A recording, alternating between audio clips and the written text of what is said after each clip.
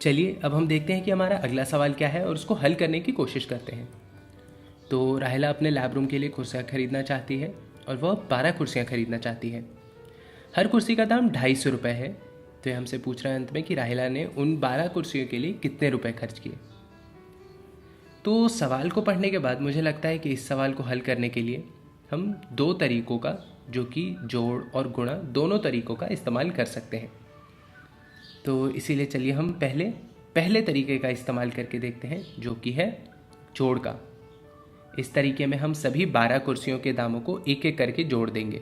चूँकि हर एक कुर्सी का दाम 250 रुपये है, इसलिए हम 250 को 12 बार जोड़ेंगे और जोड़ने के बाद हम देखते हैं कि हमारा कुल जोड़ 3000 रुपये आता है। अगर आप इस तरीके से करेंगे तो आप देख पाएंगे कि ये तरीका थोड़ा मुश्किल और लंबा है। तो इसीलिए अब हम क्या करेंगे, हम अपना दूसरा तरीका जो कि गुणा है वो देखेंगे। तो दो संख्याओं को गुणा करने के लिए हम दी गई संख्याओं को एक के नीचे एक लिखते हैं, जिसमें हम बड़ा अंक ऊपर और छोटा अंक नीचे लिखते हैं और यह ध्यान में रखते हैं कि उनके अंक अपने अपने स्थानीय मान पर हों। अब हम छोटी संख्या में दिए अंकों को एक एक करके बड़ी संख्या से गुणा करते हैं।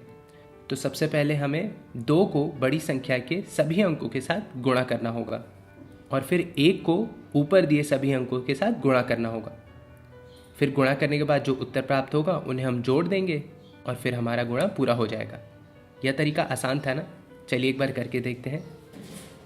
तो हम गुणा शुरू करते हैं 2 से। तो 2 गुणा 0 0 के बराबर होता है, 2 गुणा 5 10 के बराबर होता है।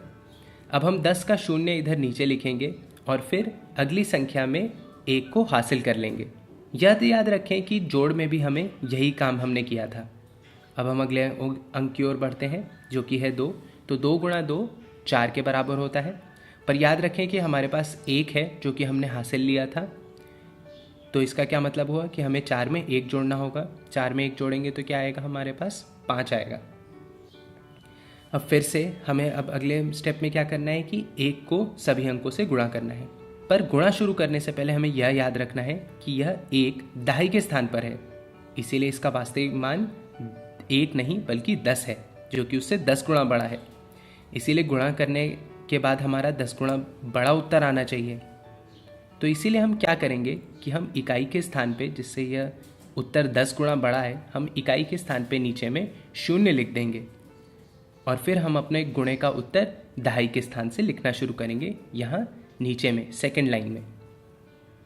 चलिए अब हम गुणा शुरू करते हैं। तो 1 गुणा 0 0, 1 गुणा 5 5, 1 गुणा 2 2। अब हमारा इसका भी गुणा आ गया, यह आया 2500। अब हम 500 में 2500 जोड़ेंगे तो हमारा उत्तर कितना आएगा, 3000। जोड़ने के बाद हमारा उत्तर 3000 आता है। यह उतना ही है जितना सभी हमने 12 कुर्सियों के एक एक करके दामों को जोड़ के आया था, ये भी वही उत्तर आया। अगर आपको ध्यान हो तो दोनों का उत्तर मतलब देखिए सेम आ रहा है। तो इसका क्या मतलब हुआ कि राहिला को 12 कुर्सियों खरीदने के लिए 3000 रुपये देने होंगे और हमारा आसान तरीका इसमें कौन सा पड़ा, गुणा का।